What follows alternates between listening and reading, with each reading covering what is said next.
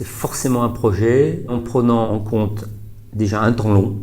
Enfin, ça dépend. Si on part from scratch, on invente une nouvelle formation, ça peut aller relativement vite. Je pense qu'en un an et demi, on doit être capable de monter, en partant de rien, une démarche par compétence qui tienne la route. Quand on part d'un existant, là, le temps est beaucoup plus long parce qu'il y a toute une conduite de changement. C'est sûr, si on a un gros changement, par exemple, il vient d'y avoir la réforme du baccalauréat qui peut conduire à des changements assez substantiels dans certaines maquettes, là, ça peut avoir le coup de rebrasser les cartes en profondeur, on va dire. Par contre, quand il n'y a pas vraiment de raison de tout casser, de tout reconstruire, ce serait sans doute très compliqué de se dire on casse tout ce qu'on fait maintenant et on change tout parce que la conduite de changement montre que c'est très difficile d'embarquer tout le monde sur des changements assez profonds. Donc souvent, et ça j'emprunte l'idée à Jacques Tardif, il dit mais voilà, vous êtes quelque part dans la démarche compétence, peut-être que vous êtes encore très centré sur les contenus, peut-être que vous êtes déjà pas mal sur de l'intégration avec des projets intégrateurs.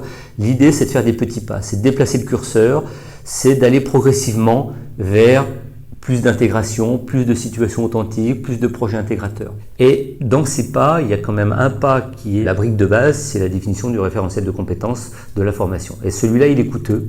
Il nécessite a priori de passer vers une étude assez fine de ce que font les diplômés une fois qu'ils sont sortis, parce que c'est logique, et d'ailleurs c'est demandé à la fois par France Compétences et par la CTI, pour les écoles d'ingénieurs, partir des activités qui sont réellement visées en fin de cursus. Et normalement, les compétences qu'on va déterminer, elles doivent être en phase avec ces activités que le diplômé est censé être capable de faire en autonomie en sortie de cursus. Et donc cette première étape, elle est coûteuse, surtout si on se place dans une logique de vouloir opérationnaliser la chose. Parce qu'on va d'emblée se poser la question, mais comment est-ce qu'on va évaluer ça ? Et donc la question de l'évaluation est aussi un gros problème de la démarche compétence. Parce qu'autant évaluer des savoir-faire, on sait faire, évaluer un savoir-agir complexe, c'est beaucoup plus compliqué. Et donc si on prend le temps de vraiment travailler ça dès le départ, l'opérationnalisation de la démarche derrière sera beaucoup plus facilitée.